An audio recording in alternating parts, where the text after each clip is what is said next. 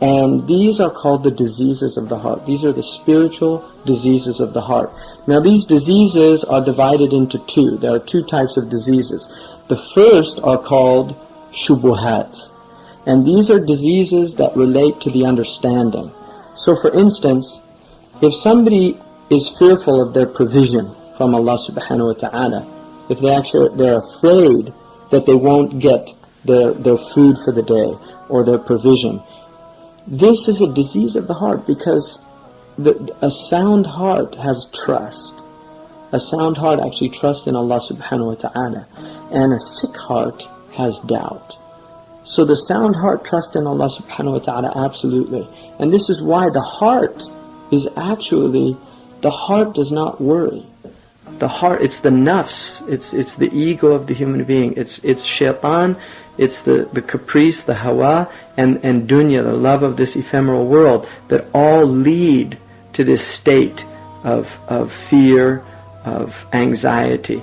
The heart in and of itself is actually an organ designed to be in a state of stillness, but the stillness will only come about by the remembrance of Allah subhanahu wa ta'ala. أَلَا بِذِكْرِ اللَّهِ تَطْمَئِنَّ الْقُلُوبِ. Isn't it by the dhikr of Allah that the heart is stilled?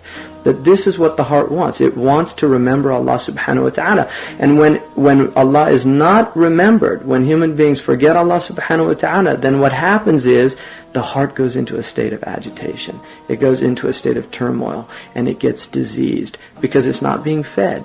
Just like the cells need life-giving oxygen we need to breathe. If we stop breathing, cells die, and we die. The heart also needs to breathe, and the breath of the heart is the remembrance of Allah subhanahu wa ta'ala. This is what feeds the heart. This is what nourishes the heart. The company of good people is the food of the heart. The exercise of the heart. All of these things are necessary for the heart to be sound and healthy. And this is basically what the Quran has come. It's come to remind people that their hearts need to be nourished.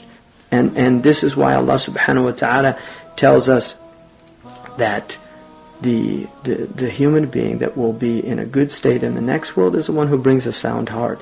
Now we enter into the world basically in a state of fitrah, or a state of the original nature, the inherent nature of the human being, and then we learn to be anxious. We learn anxiety from our mothers. We learn anxiety from our fathers.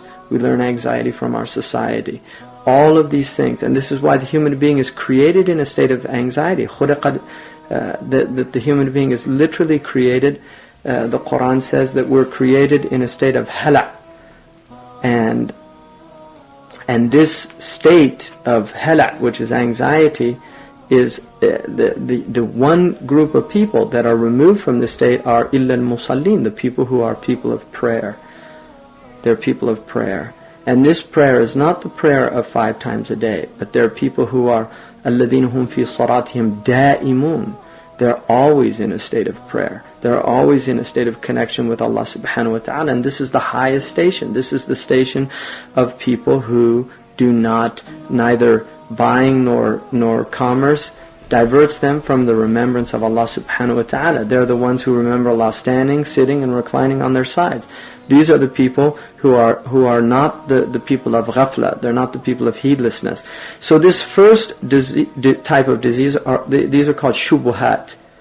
And then the second type are called shahawat. And the shahawat are the desires.